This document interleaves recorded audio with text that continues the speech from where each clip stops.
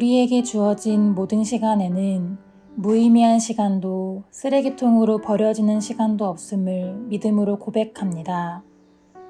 모든 것이 합력하여 선을 이루신다는 하나님의 그 약속을 기억하며 오늘 하루 어느 곳에 있더라도 믿음으로 담대히 살아내시길 바랍니다.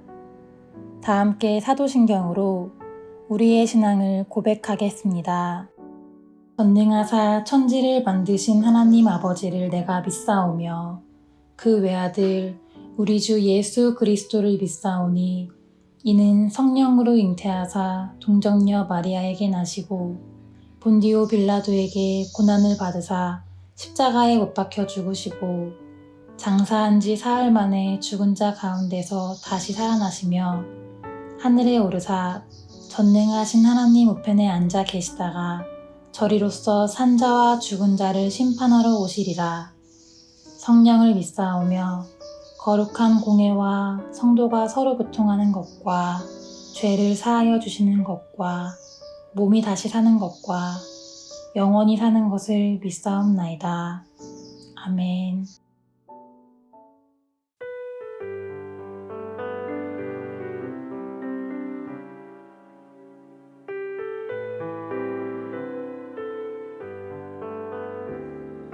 슬픈 마음 있는 사람 예수 이름 믿으면 영원토록 변함없는 기쁜 마음 얻으리. 예수의 이름은 세상의 소망이요 예수의 이름은 천국의 기쁨일세. 거룩하신 주의 이름 너의 방패 삼으라. 환난 시험 당할 때에 주께 기도드려라. 예수의 이름은 세상의 소망이요 예수의 이름은 천국의 기쁨일세. 존귀하신 주의 이름 우리 기쁨 되도다. 주의 품에 안길 때에 기뻐 찬송 부르리. 예수의 이름은 세상의 소망이요 예수의 이름은 천국의 기쁨일세. 우리 갈 길 다간 후에 보좌 앞에 나가 왕의 왕께 경배하며 면류관을 드리리. 예수의 이름은 세상의 소망이요 예수의 이름은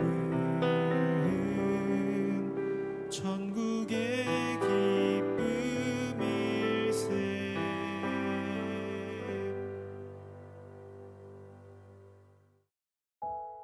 오늘 우리가 함께 나눌 말씀은 사도행전 26장 1절부터 12절입니다. 아그리빠가 바울에게 이르되 너를 위하여 말하기를 내게 허락하노라 하니 이에 바울이 손을 들어 변명하되 아그리빠 왕이여 유대인이 고발하는 모든 일을 오늘 당신 앞에서 변명하게 된 것을 다행히 여기나이다. 특히 당신이 유대인의 모든 풍속과 문제를 아심이니이다. 그러므로 내 말을 너그레이 들으시기를 바라나이다. 내가 처음부터 내 민족과 더불어 예루살렘에서 젊었을 때 생활한 상황을 유대인이 다 아는 바라. 일찍부터 나를 알았으니 그들이 증언하려 하면 내가 우리 종교의 가장 엄한 팔을 따라 바리새인의 생활을 하였다고 할 것이라. 이제도 여기 서서 신문받는 것은 하나님이 우리 조상에게 약속하신 것을 바라는 까닭이니 이 약속은 우리 12지파가 밤낮으로 간절히 하나님을 받들어 섬김으로 얻기를 바라는 바인데, 아그리빠 왕이여, 이 소망으로 말미암아 내가 유대인들에게 고소를 당하는 것이니이다. 당신들은 하나님이 죽은 사람을 살리심을 어찌하여 못 믿을 것으로 여기나이까.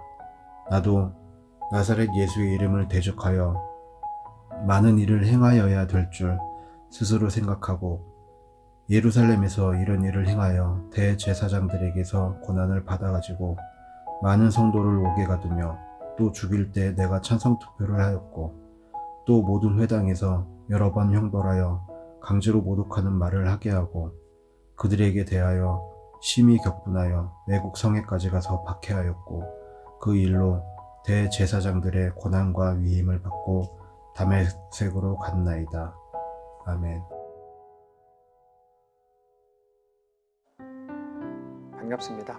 오늘 사도행전 26장 1절부터 12절을 중심으로 소망이라는 주제의 말씀을 함께 나누겠습니다. 벨릭스는 바울에게 대단한 것을 해줄 수 있을 것처럼 말했지만 그저 바울을 2년 동안 감옥에 가둬놓은 것이 전부였습니다. 그렇게 벨릭스가 떠나고 베스도가 후임 총독으로 부임하게 됐습니다. 베스도는 유대의 왕이었던 헤롯 아그리빠를 초대해서 바울을 함께 신문합니다. 그리고 오늘 본문에서 아그리빠가 바울에게 스스로를 변호해 보라고 말합니다. 바울은 아그리빠에게 바울이 예전에 어떤 믿음을 가졌었고 어떤 삶을 살았는지에 대해서 말하는데, 그 내용은 바울이 다메섹으로 가던 길에 예수님을 만나는데 그 전에 자기가 얼마나 대단한 유대인이었는지에 대한 설명입니다. 먼저 4절인데요. 내가 처음부터 내 민족과 더불어 예루살렘에서 젊었을 때 생활한 상황을 유대인이 다 아는 바라. 일찍부터 나를 알았으니 그들이 증언하려 하면 내가 우리 종교의 가장 엄한 팔을 따라 바리새인의 생활을 하였다고 할 것이라. 그러니까 바울은 누구나 아는 초정통 유대인이었다는 말입니다. 그러니까 바울이 하는 말을 들으면서 에이, 저 사람은 아무것도 모르니까 그냥 저렇게 얘기하지 라고 비난할 수가 없다는 것입니다. 자, 바울이 스스로를 그렇게 초정통 유대인이라고 이야기하는 이유는 바로 여기 있습니다. 바울은 유대인들이 가진 믿음이 어떤 것이었는지 정확히 알고 있었기 때문입니다. 유대인들은 하나님을 믿습니다. 근데 사실 바울도 하나님을 믿습니다. 그 둘 모두가 하나님을 믿는다고 말하고 실제로 하나님을 믿지만 그 둘은 다른 믿음을 가지고 있는 것이죠. 차이가 무엇인가 하면 유대인들은 오실 메시아를 믿었던 반면 바울은 오신 메시아를 믿었다는 사실입니다.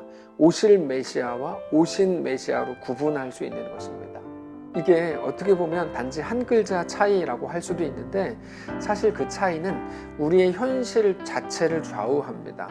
무슨 말인가 하면 잘 생각해 보십시오. 유대인들은 오실 메시아, 그러니까 아직 메시아는 안 오셨는데 오실 거야. 그분이 오시면 이런 일이 일어날 거야.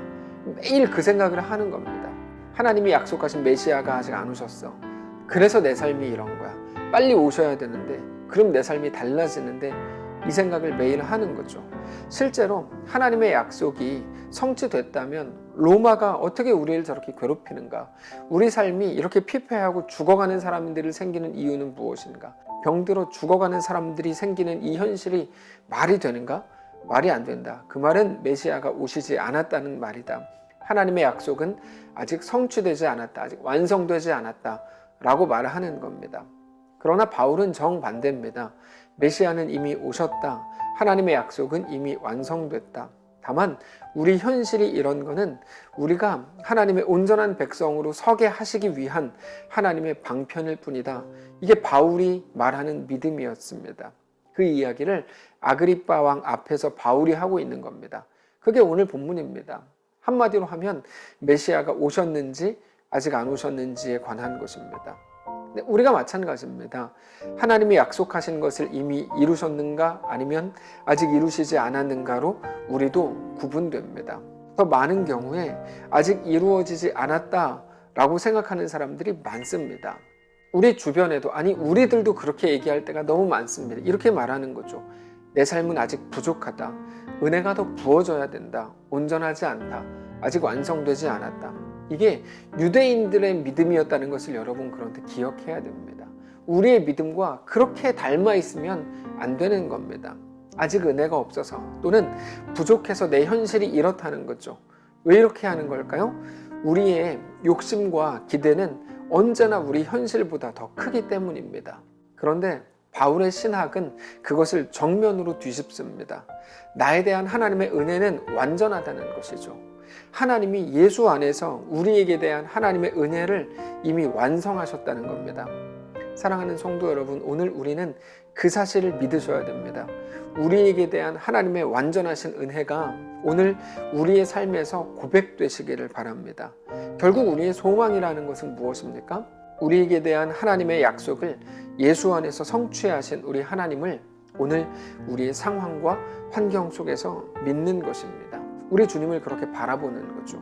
그게 바로 예수 안에 허락된 소망입니다. 그래서 우리 하나님은 우리에게 그것을 말씀하시는 겁니다. 우리 주를 바라보라. 십자가를 기억하라. 하나님은 애굽을 치셨고 홍해를 가르셨고 만나와 메추라기를 주셨고 요단강을 건너게 하셨다. 그러니까 그 하나님이 우리의 삶에도 그런 일을 이루실 거다 이겁니다.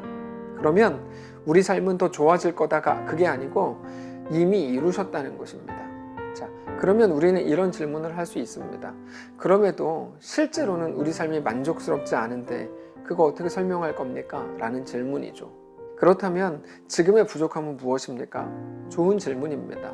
이게 좋은 질문인 이유는 그렇게 기독교 신앙이 우리 현실 속으로 파고들어서 우리 현실을 제대로 보게 하고 현실에 대한 온전한 이해와 설명과 해석을 만들어낼 수 있어야 하기 때문입니다.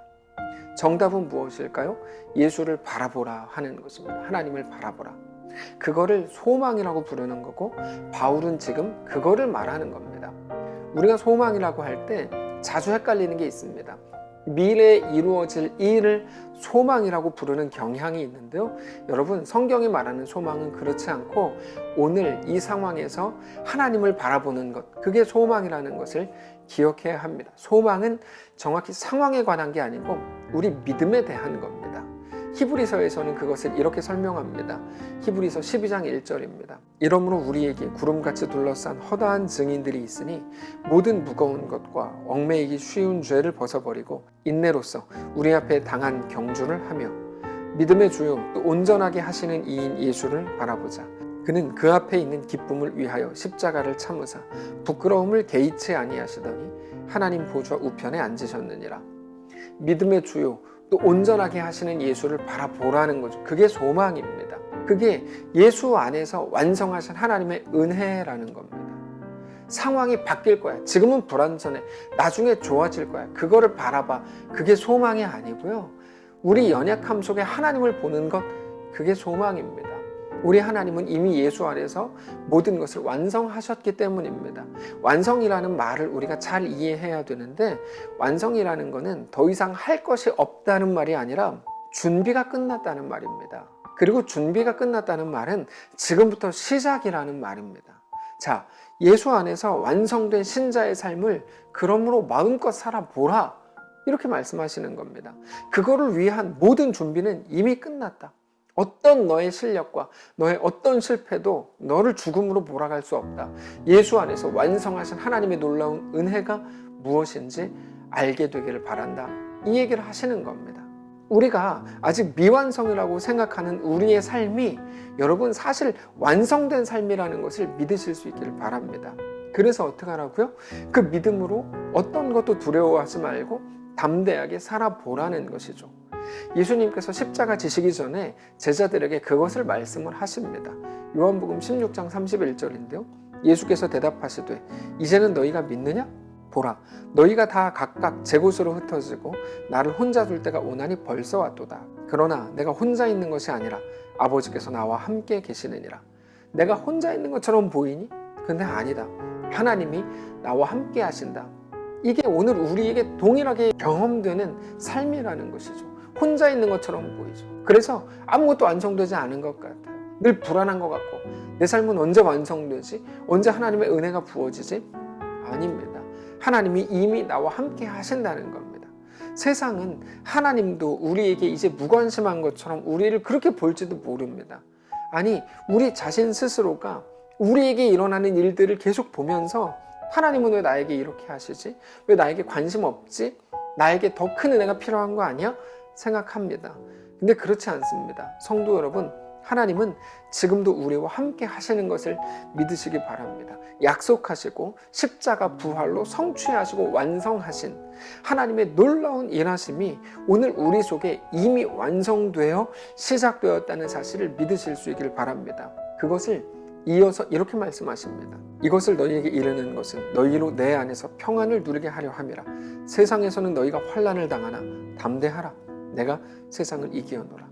예수님께서 세상을 이겼다라고 하시는데 그건 과거형이고 완료형입니다.